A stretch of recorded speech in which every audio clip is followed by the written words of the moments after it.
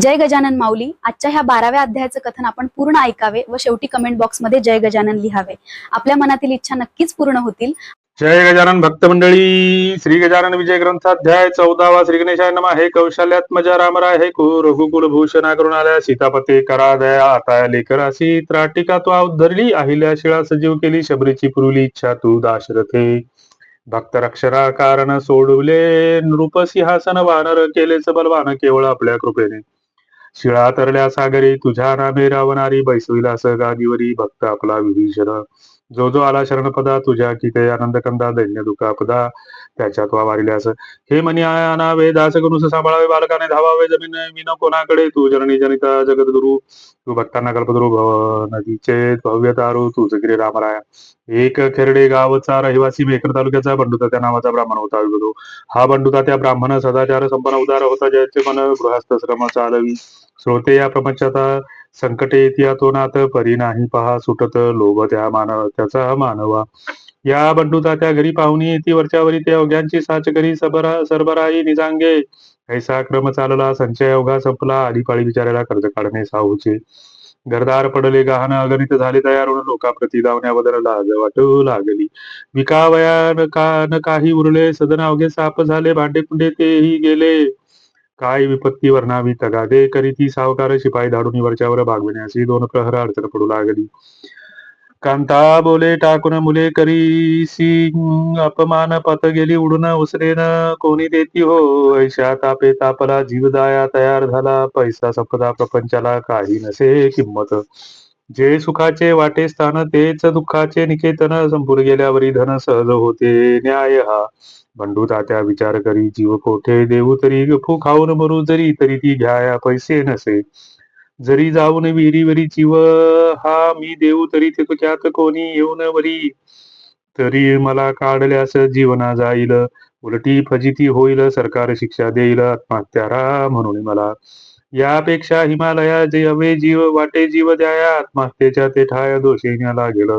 ऐसा करुणी विचार पडला घराच्या बाहेर खर्चा तो नमस्कार केला त्याने प्रपंचाला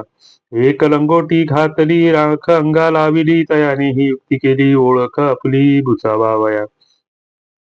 श्रोते अब्रुदारासी जननिंदेचे मानसी भय वाटे हरणीशी हे सकळासी ठाऊक बंडू तात्या म्हणे मनी हे दीनदयाळा चक्रपाणी अवकृपा मदला गुणी कारे केली येसी केलीस तुझ्यावरी विश्वास माझा पूर्ण होता अधोक्ष जातो रंकाचा करीसी राजा ऐसे ऐकेले पुराणी ते सर्व खोटे झाले प्रत्ययासी माझ्या आले व्यर्थ कवीनी रंगविले चरित्र तुझे नारायणा. आता जीव देतो परी तुझ्यावरी मी श्रीहरी याचा विचार काही करी हत्या नको घेऊ मम ऐसे बनी बोलला तिकीट घ्यायला लागला तो एक भेटला विप्रत्यासी स्टेशनात आत्ताच हरिद्वाराचे तिकीट नको घेऊ साचे घेऊन दर्शन संताचे मग जावे हरिद्वारा. आपल्या वराड प्रांतात श्री गजानन महासंत आहेत अवतरले सांप्रत त्यांच्या दर्शना जाय तू संत दर्शना आजबरी वायाना गेले भूमीवरे उगीच त्रासून अंतरी भलते काही करू नको ऐसे बोलता ब्राह्मण तात्या गेला गोंधळून म्हणे हा मनुष्य कोण अवचित मसी भेटला किंवा याने ओळखिले मी बंडू तात्या म्हणून भले काही न माझा तर्क चाले पुसू तरी याते कसा काही असो शेगावासी जाऊन बंधू समर्थासी याचे बोलून मानसी शेगावासी पातला दर्शना गेला ब्राह्मण तो महाराज बदले हसून कारे देशी जाऊन प्राण हिमालयासी बंडू तात्या अरे आत्महत्या करू नये हताश कदापि होऊ नये प्रयत्न करण्यात चुकू नये साध्य वस्तू साधण्यास आता जरी दिलास प्राण प्रपंचाशी त्रासून तरी येशील येऊन जन्म पुन्हा ते भोगावया नको जाऊ हिमालया गंगे माझी प्राण द्याया परत आपल्या घरी जाया वेळ वेड्या करू नको. तिकीट घेता जो भेटला स्टेशनवरी ब्राह्मण तुला ओळखले का सांग त्याला तो कोण होता हे काही जाता घरी परत राहू नको लवही येथ बापा तुझ्या मळ्यात आहे एक मसोबा त्या मसोबाच्या पूर्वेसी बाभुळीच्या झाडापाशी खोदून पहा मेदिनीसी दोन प्रहर रात्रीला काम जमीन खोदण्याचे तूच एकटा करी साचे खाली 3 फुटाचे द्रव्य तुझला सापडेल त्यातून थोडे कर्जदारा देऊन ऋणमुक्ता होई खरा नको सोडूस बायका पोरा उसने वैराग्य वाहू नको ऐसे बोलता गजानन आनंदला तो ब्राह्मण आला खेरड्यास परतून राख पुसून अंगाजी रात्रीच्या वेळेला मळ्यात मसोबापाशी आला बाबुळी खाली लागला जमीन खोदाया कारणे तो 3 फुटावर लागली स्रोते घागर एक तांब्याची साचार वेळणी होती जिच्या मुखा त्या तांब्याच्या घागरीत मोहरा सोन्याच्या 4 पडल्या होत त्याच्या दृष्टी प्रथमग काय विचारिता घरी घागर घेऊन या लागला ते तेजी नाचावया जय जय गजानन गुरुराया ऐसे मुखे बोलून त्याच द्रव्ये करुणी फेडले त्याने अवघे ऋण मळा होता पडला गाण तोही आणला सोडून भडी बैसली प्रपंचाची ही गजानन कृपेने साची वृत्ती बंधुता त्याची गेली अति आनंदून जेवी मृत्यूची घटका भरता अमृत कलश यावा हाता वा सागरा माझी बुडता ताळू दृष्टीस पडावे बंडू तात्यास तैसे झाले दुःखाचे ते दिवस सरले मग त्याने पुढे केले येणे पहा शेगावा दान धर्म तेथे केला मोठ्या प्रमाणा माझी बरा गजाननाच्या पदी झाला लीन अनन्य भावे तई महाराज बदले त्याशी आम्हा कार्य वंदिसी ज्याने दिला आहे तुसी द्रव घटतो वंदी तया आता तरी इथून खर्च करावा सांभाळून उगे न करी उधळेपण त्यात नसे सार काही जनसुखाचे सोबती निर्वाणीचा श्रीपती त्याची सदैव करी भक्ती तो न उपेक्षिकता तुला ऐसा उपदेश एकीला समर्थाशी बदलून भला बंडूचा त्या गावाचा गेला आपल्या ती आनंदे एकेकाळी सोमवती परवारी निश्चितीची कामशाही ती सोमवती हो या सोमवतीचे महिमान पुराणात केले कथन एके दिवशी या दिवशी नर्मदा स्नान अवश्य मनती करावे म्हणून शेगावाची मंडळी नर्मदेश जाया तयार झाली त्यांनी अवघी केली पडशा वगैरे भरून मार्तंड पाटील बंकटलाल मारुती चंद्रभान बजरंगलाल यांनी केला एक मेळ ओंकारेश्वरी जाण्याचा बंकटलाल म्हणे अवघ्यासी आपण जातो नर्मदेशी घेऊ सांगा ते महाराजाशी स्नान करा या नर्मदेचे चौघे मठा माझी आले तर मठा बिनू लागले ओंकारेश्वरी मावले चला तुमच्या सभेत तुम्ही असल्याबरोबर काळाच्याही नाही दरा घाला मास पायावर त्या ओंकारेश्वराच्या हा अधिकार मातेविना नाही पहा इतरांना आमची विनंती हीच चरणा न्यावे आम्हा नर्मदेशी तुम्ही आल्या वाचुनी आम्ही न हालो इथून बाल हट्टा लागू नये जननी तीच पूर्वी तसे महाराज म्हणाले तयाशी आहे नर्मदा माझ्यापाशी उगीच त्रास द्यावाशी कशाला जाऊ तिला मग मी या मठात बैसून करी नर्मदेचे स्नान तुम्ही या सारे जाऊन श्री ओंकारेश्वराला तेथे राजा पूर्वगाडी मानधाता वाग्यशाली होऊन गेला महाबली दिंगत ज्याची कीर्ती असे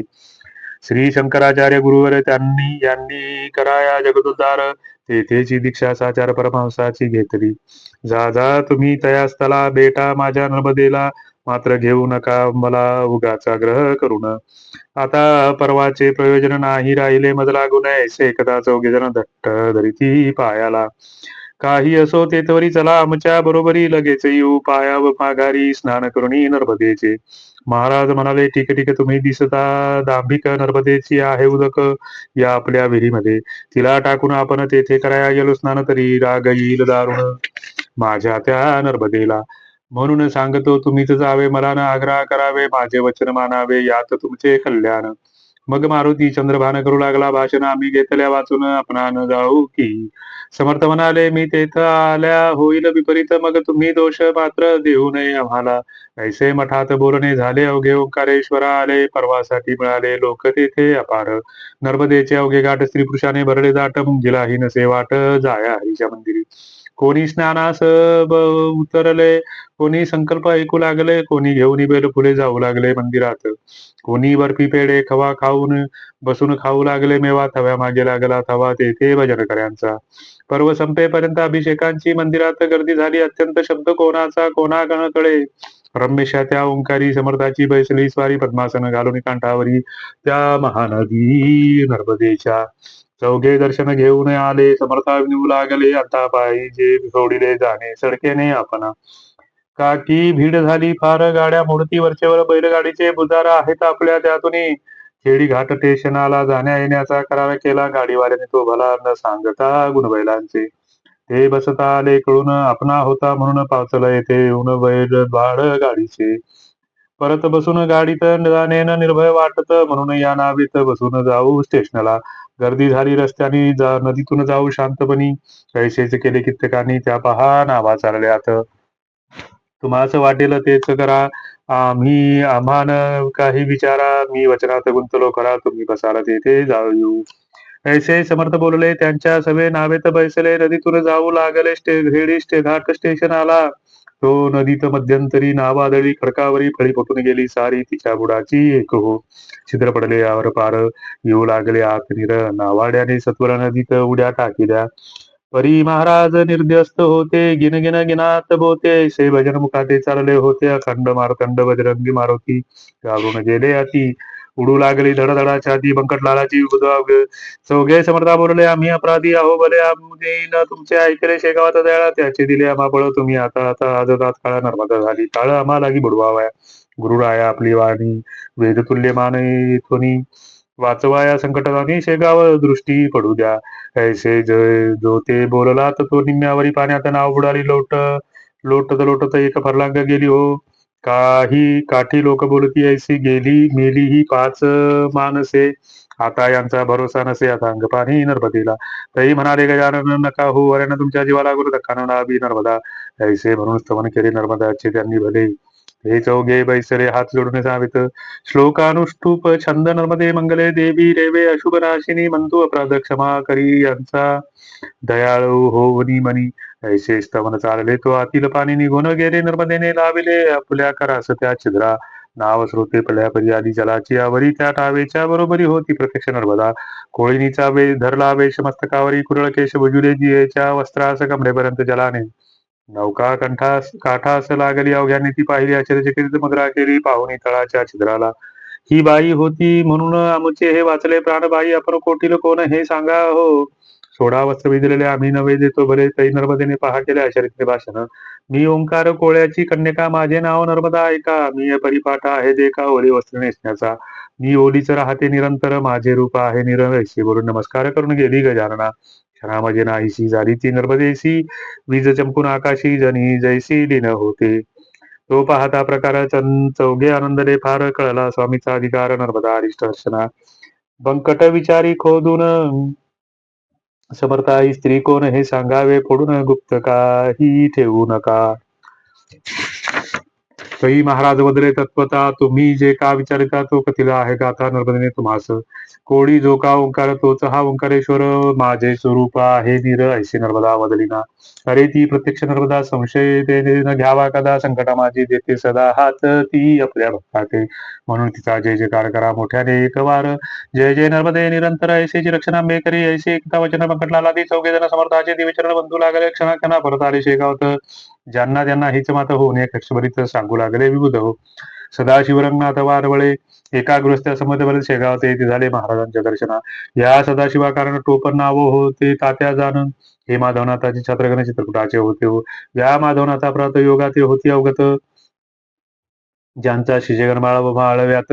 आहे मोठ्या प्रमाणे सदाशिवाले शेगावला जेव्हा श्रीहरीच्या दर्शनाला तेव्हा महाराज भोजनाला बैसले होते मठात सदाशिवाशी पाहून माधवाची झाली आठवण गजानना कारण संत संता जानती वानवळे येत्या क्षणी महाराज बोलले मोठ्यांनी अरे नाथाच्या शिष्य लागून बसवा आणून माझ्या पुढे त्यांचे गुरु माधवनाथ गेले जेवण इतक्यात मठी माझ्या समवेत हे दोघे पातले थोडा वेळ आधी जरी हिरे आले असते तरी भेट त्यांच्या गुरुची खरी होती यांना मठात आता हे मागुनी आले गुरु त्यांचे निघून गेले विडा न घेता भले त्यांची करू पूर्तता वानवळ्याशी आलिंगन देते झाले दयागन पोरे बंधूजी म्हणून ऐसा तो संत प्रेमा रीतीप्रमाणे सत्कार केला वानवळ्यांचा शेगावला जाताना त्यांनी रोप दिला समर्थांनी येणे रीती तुम्ही माधवनाथाला शेष जा भेटण्याला त्यांचा इथेच राहिला विडा तो त्या द्यायास मी म्हणतो तेच सांगा पदरचे घाला बघा आमच्या वाक्या माझी उगा फरक तुम्ही करू नये मना साथे भोजन व्हा विडा तुम्हारा याही राहा तो आम्ही आणीला पहा नाथा तुम्हास द्यावयास हे सारे बोलणे ऐकले त्या वनवळ्याचे घेऊन विड्याची दोन पाने गमन करिता झाला माधवनाथा की कथा त्यांनी कथिली इत्यंभूत महाराज आपण शेगावता आला होता का ते दिनी गजानन जे बोलले तैसीचे आहे झाले भोजन सवयी त्यांनी केली स्मरण तीच भेट ऐशा रीती एकमेका आम्ही भेटतो सदैव देखा येथे शंका घेऊ नका स्मरण तीच भेट होय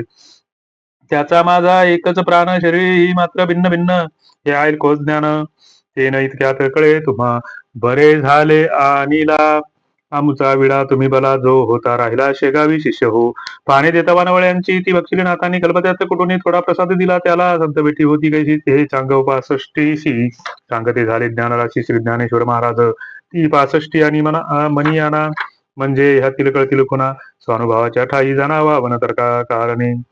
योगी वाटेल तेथून भेटे एकमेका लागून थेट ते ठाईच बैसोनी होते त्यांचे कौतुक हे. शेख महमद श्रीगोंद्यात तुकाराम होते देऊत आग लागता मंडपा प्रत देऊ माझी कीर्तनाच्या ते. शेख महमदांनी विजविली श्रीगोंद्यात बैसून हे मायपतीने लिहून ठेवली भक्ती विजयात.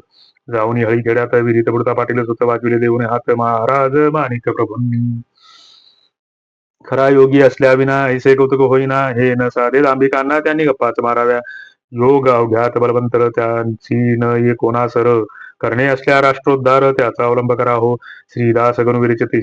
श्री गजानन विजय नामे ग्रंथ एकोद सदा प्रेमळ भक्तनिष्ठा ठेवून ग्रंथावरी. शुभम भवतु श्री हरे हरार्पणमस्तु. इति श्री गजानन विजय ग्रंथस्य चतुर्दश समाप्त. गुरु श्री गजानन महाराज की जय. गजानन माऊली